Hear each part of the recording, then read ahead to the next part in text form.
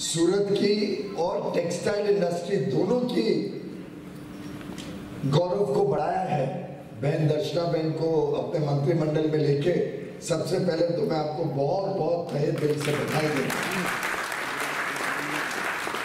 माननीय श्री आशीष गुजराती जी, अध्यक्ष साधारण Gujarat chamber of commerce and industry, माननीय श्री हिमांशु बोडावाला जी, उपाध्यक्ष, हमारी टेक्सटाइल कमिश्नर, बाकी कई सारे नाम हैं पर समय के अभाव में मैं सभी महानुभावों को धन्यवाद देता हूं कि आप सब आए और आज मुझे भी कई जानकारियों के साथ अवगत कराए जिसके बारे में शायद दफ्तर में बैठे कभी जानकारी नहीं मिलती। आप सबका बहुत बहुत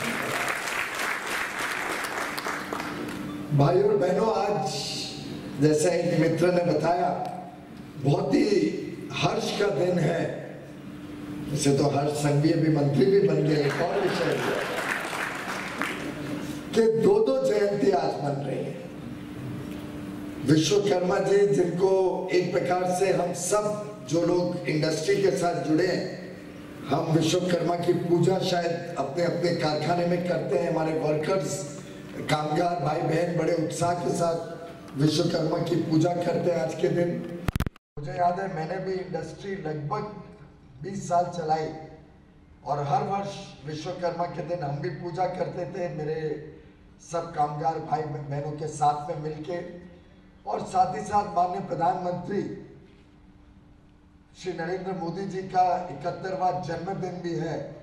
मैं समझता हूँ सब खड़े होके एक बार माननीय प्रधानमंत्री जी को अपनी तरफ से और हमारी इंडस्ट्री की तरफ से शुभकामनाएं।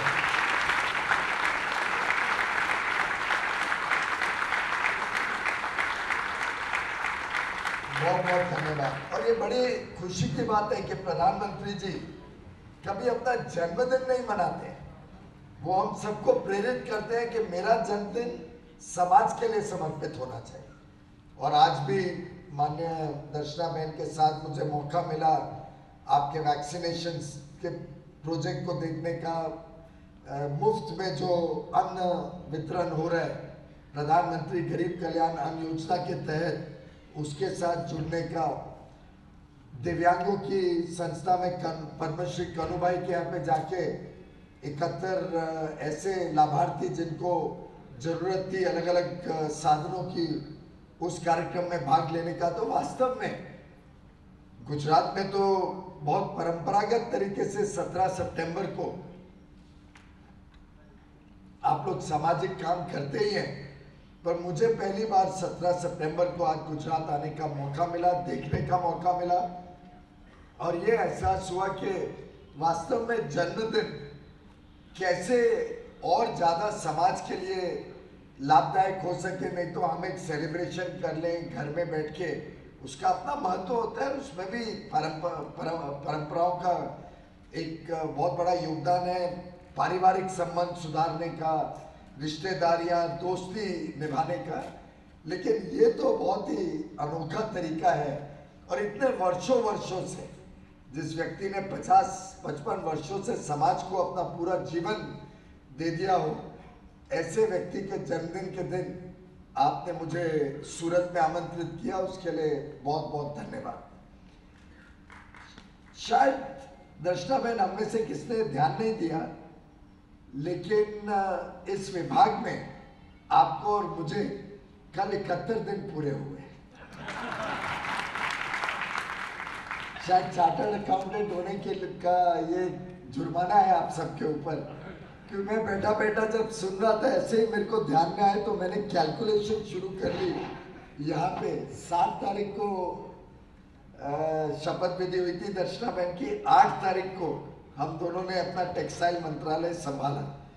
तो 8 तारीख से देखें तो 24 दिन जुलाई के, 31 दिन अगस्त के और कल तक 16 दिन, 71 दिन होते हैं।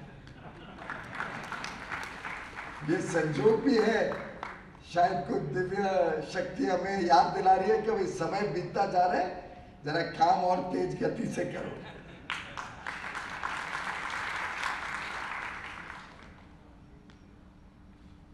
ये विभाग मेरे लिए नया है। किसी ने याद दिलाया कि 1978 तक शायद कॉमर्स मंत्रालय का ही भाग था। और मैंने देखा है माननीय प्रधानमंत्री जी जो भी निर्णय लेते हैं बहुत सोच समझ के निर्णय लेते हैं। मुझे जब पहली बार मंत्री बनाया 14 में, तो बिजली, नवीकरणीय ऊर्जा और कोयला तीनों एक साथ करके दिया। कई लोग सोचते थे कि बिजली, नवीकरणीय ऊर्जा तो फिर भी समझ में आ सकती है, कोयला कहाँ से आया? पर कोयला मेन रॉ मटेरियल था, कोयले की शॉर्टेज थी, बड़ा कोयले का कांड हो चुका था जिसमें लाखों करोड़ रुपए का देश को नुकसान हुआ था, जिसकी सीएजी की रिपोर्ट सामने थी, सीबीआई इंक्वायरी चल रही थी। उसके कारण भी सुप्रीम कोर्ट में केस के कारण एक भय था कि कोयले की और संकट बढ़ सकता है देश में। आपको याद होगा शायद गुजरात, और मैं मुंबई से आता हूँ, आपको और मुझे एहसास नहीं था कि पावर कट क्या होता है, क्योंकि नरेंद्र भाई ने पिछले 13 साल में गुजरात को पावर कट से मुक्ति दिलवा दी थी। लेकिन पूरे देश में जो हाहाकार रहती थी बिजली की, पूरे देश में ये नहीं तय होता था कि बिजली कब जाएगी, लोगों की चिंता यही रहती थी कि बिजली कब आएगी। उस परिस्थिति को बदलने में जिस प्रकार से प्रधानमंत्री जी ने एक के बाद एक कदम उठा के देश को मुक्त कर दिया बिजली के संकट से, और वास्तव में उसके लिए भी प्रधानमंत्री जी का जो काम करने का ढंग है वो तो अद्भुत है। मुझे याद है जिस दिन पार्लियामेंट में हमें इंट्रोड्यूस किया जाता है नए मंत्रियों के रूप में, ये अलग बात है कि इस बार तो विपक्ष ने वो परंपरा को भी तोड़ दिया, और माननीय दर्शनाबेन की जिस दिन इंट्रोडक्शन होनी थी लोकसभा राज्यसभा में, उस दिन भी डिस्टर्बेंस करके माननीय प्रधानमंत्री जी को इंट्रोड्यूस नहीं करने दिया। शायद डरता था विपक्ष के, जब पूरी जनता देखेगी कि हर समाज को प्रतिनिधित्व मिला है, महिलाओं को इतना बड़ा प्रतिनिधित्व मिला है, schedule caste, schedule tribe, OBC सबके लिए इतना स्थान मिला है, दूर दराके के इलाकों के लोगों को भी देश भर में हर इलाके को रिप्रेजेंटेशन मिला, ये जनता तक मैसेज ना पहुंचे, शायद उसके लिए रोक लिया गया। तो मुझे याद है जिस दिन मेरी इंट्रोडक्शन होनी थी पार्लियामेंट में, उस दिन मुझे ध्यान नहीं था ये परंपरा, हम भी नए पहली बार मंत्री बने थे। उस दिन मैं गुजरात में बैठा था, अहमदाबाद में, 70-80 अफसरों के साथ और आपके बिजली मंत्री के साथ सीखने के लिए कि गुजरात ने चमत्कार कैसे किया कि पावर कट मुक्त बना दिया और 100% लोगों को बिजली 24 घंटे दिलाई। वो सीखने के लिए तब मैं गुजरात आया था। और आज शायद ऐसा ही एक दिन है मेरे लिए कि मैं कपड़ा विभाग को, टेक्सटाइल मिनिस्ट्री को सीखने के लिए आप सबके समक्ष इस सुंदर प्रांगण में आया।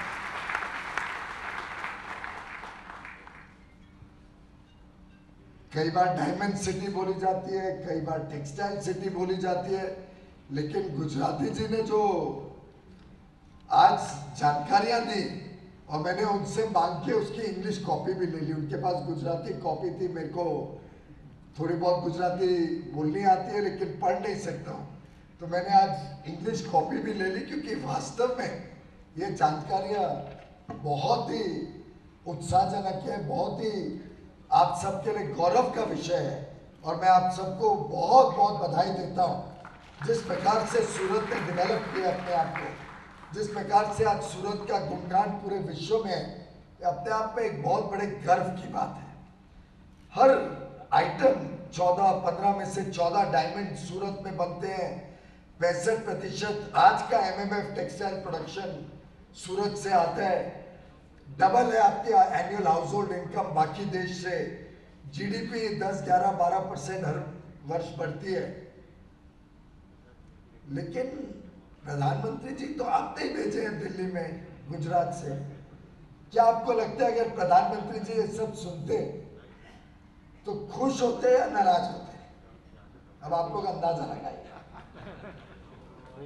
आप लोग ने तो उनका शासन यहाँ देखा, और 7 अक्टूबर को शायद ये पहले नेता बनेंगे प्रधानमंत्री मोदी जी जिन्होंने लगातार 20 वर्ष बिना कोई एक भी दिन छोड़े पहले मुख्यमंत्री रहे 13 वर्ष के लिए, फिर आपने उनको देश का प्रधानमंत्री, पूरे देश ने एब्सोल्यूट मेजॉरिटी देके पूर्ण बहुमत के साथ प्रधानमंत्री बनाए।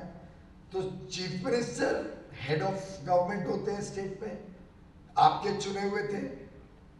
प्रधानमंत्री हेड ऑफ कंट्री होते हैं, हेड ऑफ गवर्नमेंट आपने, हम सब ने चुन के भेजा। 20 वर्ष तक लगातार भारत में पहली बार कोई व्यक्ति चीफ मिनिस्टर, प्राइम मिनिस्टर मिला के लगातार देश सेवा में हेड ऑफ गवर्नमेंट के रूप में 7 अक्टूबर 2021 को पूरा हो गया, 2 दशक। पर प्रधानमंत्री जी देश ने दूसरी बार पूर्ण बहुमत और ज्यादा अधिक सीटें चुन के क्यों भेजे? क्योंकि वो कभी संतुष्ट नहीं होते। आप कितना भी अच्छा काम कर लो, वो बोलते हैं कि भाई 14 होते हैं, वो 15वां कहां पर है डायमंड, ढूंढ के निकालो। हमारी ग्रोथ 11% क्यों है, ये 20% क्यों नहीं है, इसके बारे में चिंता करो।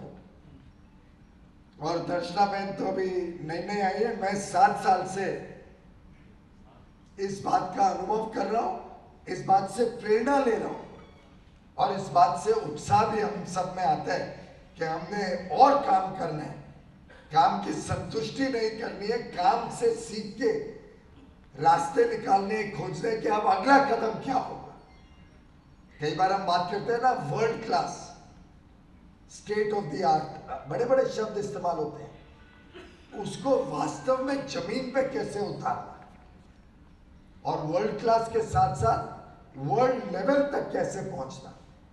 अब मुझे लगता है सूरत में उसमें भी पूरे देश को दिशा दिखानी चाहिए और ये संभव है।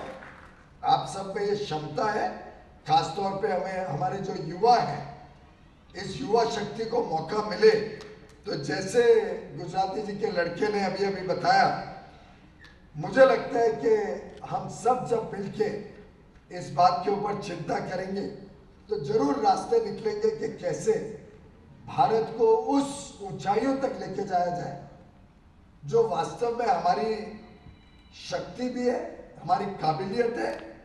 पर over a period of time Karan जैसे कई सारे युवा युवतियों को शायद भारत में हमने इतना सम्मान नहीं दिया, इतना मौका नहीं दिया, जिसके कारण वो भारत ही रहे और विदेश ना चले जाए। और मेरा मानना है कि आज की जो चर्चा हुई है उसमें जो आपने सुझाव दिए हैं, अधिकांश ऐसे हैं जिसपे हम काम करके इसका सलूशन निकाल सकते हैं। वैसे आपकी जानकारी के लिए 25 लोगों ने आज सुझाव दिए और ये पैड भी खत्म हो गया। मुझे डर लग रहा था कि अगर और भी कोई बोलेगा तो पैड में जगह नहीं थी, जो कवर पेज होता है वो भी खत्म हो गया था, बैक कवर। और आप लोग तो सब सामाजिक संस्थाओं से जुड़े हुए हैं, इनसाइड बैक कवर की वैल्यू बहुत होती है, एडवर्टाइजमेंट रेट भी डबल होते हैं।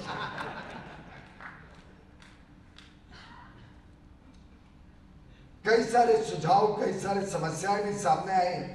2-3 चीजें जिसपे मैंने, जो मेरे सामने संभव था उस पर तुरंत कार्रवाई भी करने की कोशिश की है। एक तो मुझे बड़ा आश्चर्य हुआ जब पता चला कि 4 महीने से कोई फाइल मेरे विभाग में अटकी हुई है, कोई approval of partial D notification. मैंने तुरंत जानकारी निकाली है। विषय ये हुआ कि हम एक नई पॉलिसी और अधिक सरलीकरण कर रहे हैं जिससे डी नोटिफिकेशन और सरल हो जाए और आसानी से किया जा सके। खासतौर पे जब अब SEZ में वो पुराने की तरह सुविधाएं तो सनसेट क्लॉज में खत्म हो गई हैं, तो नई यूनिट आने की संभावना कम होने के कारण स्वाभाविक रूप से SEZ में जो जमीन है उसका इस्तेमाल अब SEZ में नहीं हो सकता है। तो सरलीकरण की पॉलिसी बनने की वजह से उन्होंने सब प्रपोजल्स को होल्ड कर दिया कि सरलीकरण हो जाए, उसके बाद हम स्टडी करेंगे। मैंने अभी अभी स्टडी करवा ली है। आपकी प्रपोजल जो है वो पुरानी पॉलिसी में भी संभव है, तो शायद बिना बात का इतना समय वेस्ट हुआ। आज तो फ्राइडे, जब तक मैं जाऊंगा शुक्रवार, शनिवार और रविवार आ जाएगा, मंगलवार या बुधवार तक आपकी फाइल स्टडी कर ली जाएगी डिपार्टमेंट में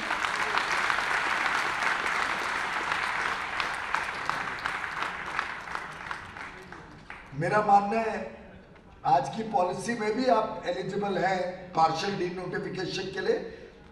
हम उसको तुरंत स्टडी करके उसको अंतिम अंजाम तक ले जाएंगे। अगले हफ्ते के अंदर ही होपफुली एक विषय खत्म हो जाएगा और वो 6 लाख एकड़ या कुछ आपने बताया 6 लाख स्क्वायर मीटर, वो 6 लाख स्क्वायर मीटर पर आप सबके काम आ सकता है।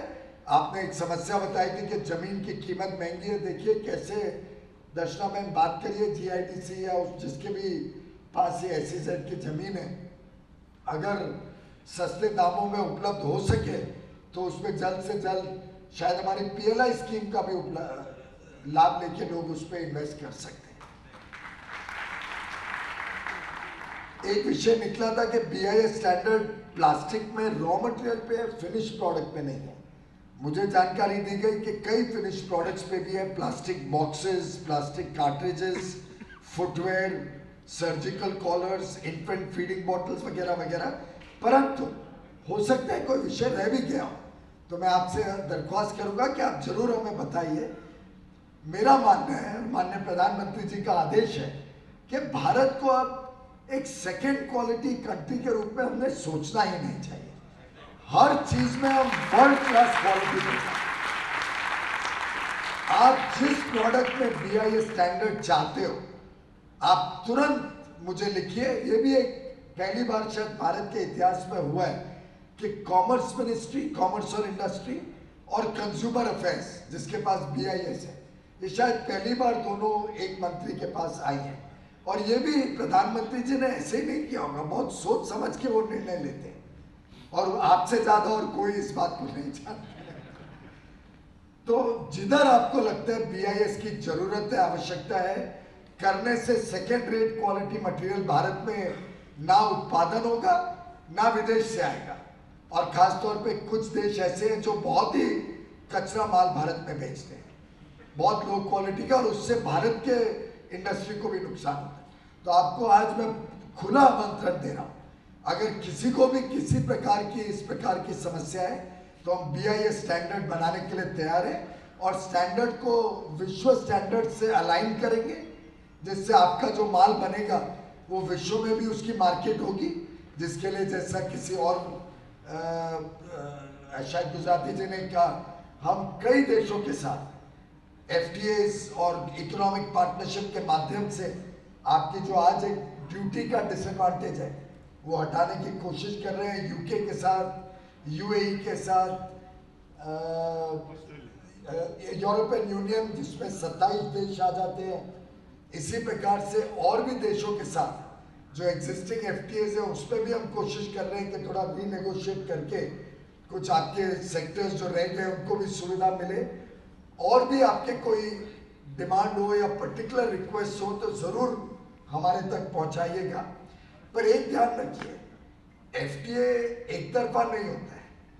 हम चाहें कि भाई हमारे बाजार में तो कोई बाहर से माल नहीं आ सके, पर हमारे माल के लिए दुनिया का बाजार खुल जाए, ये संभव नहीं होता है। ये दो तरफा होता है FTA। तो थोड़ा बहुत आपकी भी हमें आशीर्वाद लगेगी FTA करते हुए, जिससे हम FTA में क्या चीज़ें ऐसी हैं जिसमें आप सोचते हैं कि विदेश से भी आए तो हम कंपटीशन में खड़े हो सकते हैं, आने दो। कई लोगों ने कहा कि इस प्रोडक्ट में किधर से भी माल आए, भारत सबसे सस्ता है। मुझे सुबह भी बताया गया और अभी भी एक दो व्यक्ति ने इसका जिक्र किया। तो हमने दो तरफा FTA के लिए नेगोशिएट करना पड़ता है। तो आप जब डिमांड करते हैं तो आपको ये भी तैयारी रखनी पड़ेगी कि क्या चीज़ें हम छोड़ सकते हैं, जिसमें वहाँ से माल अगर आ सके और कॉम्पिटिटिव हो तो हमें फिर आने देना पड़ेगा। तो अदरवाइज FTA नेगोशिएशन कई देशों के साथ कई वर्षों से फेल इसी के कारण हुई कि भारत में हम चाहते हैं कि हमारी तरफ कोई माल नहीं है। तो मैंने आप सबसे दरख्वास्त है उसमें आप जरूर हमारी मदद करिए। वैसे प्लास्टिक, केमिकल्स एंड पेट्रोकेमिकल्स में आते हैं। कई आज जो विषय उठे वो हमारे अंतर्गत नहीं है, दूसरे विभाग कोई का अंडर इनवॉइसिंग का विषय था या बैंकिंग का विषय था, ये फाइनेंस में आता है। लेकिन प्रधानमंत्री मोदी जी की सरकार एक सरकार है, whole government is one, led by prime minister Narendra Modi. तो हम में से कोई आपको ये बहाना नहीं देगा कि ये मेरा विभाग नहीं है और किसका है। तो आप बेहिचक कोई मंत्री आपके समक्ष आए, आप सरकार का कोई भी विषय उनसे उठा सकते हैं। दर्शना बहन तो आपकी खुद की यहाँ की सांसद भी है, आपको कोई मंत्रालय का विषय हो, आप ये मत सोचिए कि इनका टेक्सटाइल है, रेलवे है या मेरे कोई लिमिटेड मंत्रालय, आप उठा सकते हैं। और आपकी जानकारी के लिए मैं जो बाहर गया था, थोड़ा सिग्नल वीक था यहाँ पे, टेलीकॉम सिग्नल, बाकी तो सिग्नल में करंट बहुत है, थोड़ा दूर बाहर जाना पड़ा। पर मैंने आरबीआई के डेप्यूटी गवर्नर को आपकी दोनों विषय, वो जो ट्रेडिंग था थर्ड पार्टी हाईसी सेल्स का, कुछ एक विषय उठाया गया था, और एक वो एमएसएमई का 25 लाख का बैंक गारंटी जो अटकी है कि भाई 3 महीने की गारंटी थी, समय निकल गया, क्लेम का समय निकल गया, उसके बाद भी लिमिट अटक गई है। दोनों विषय उनके समक्ष रखे।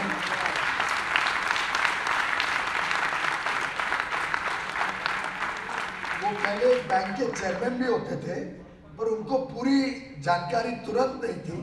उन्होंने कहा शायद कुछ एक रिस्क फैक्टर था ये हाईसीज ट्रेडिंग में भारत की बैंकिंग सिस्टम इन्वॉल्व करने का, और जो बैंक गारंटी है उसमें कोई सुप्रीम कोर्ट का, शायद तो पक्का जानकारी नहीं थी। इमीडिएटली ऑफ द कप मैं तो ऐसे ही फोन कर लिया, उन्होंने कहा मैं स्टडी कर लेता हूँ, शायद कोई सुप्रीम कोर्ट या हाई कोर्ट का ऑर्डर था कि ये बैंक गारंटी गवर्नमेंट की हो तो आगे भी गवर्नमेंट क्लेम कर सकती है, पर वो पूरा स्टडी करेंगे, एग्जामिन करेंगे विषय को। मैंने कहा अगर ऐसा कोई कोर्ट ऑर्डर है तो हमें उसके ऊपर याचिका दायर करनी चाहिए। आखिर बैंक गारंटी की एक समय सीमा होती है, अनलिमिटेड नहीं हो सकता है कि 20 साल बाद भी सरकार क्लेम करे। तो दोनों विषय उनके समक्ष रख दिए गए, वो उसको स्टडी करके, और मुझे होपफुली नेक्स्ट वीक में इसके बारे में और जानकारी देंगे, फिर मैं आप लोगों को भी दर्शना बैंक के माध्यम से जानकारी पहुंचा दूँ।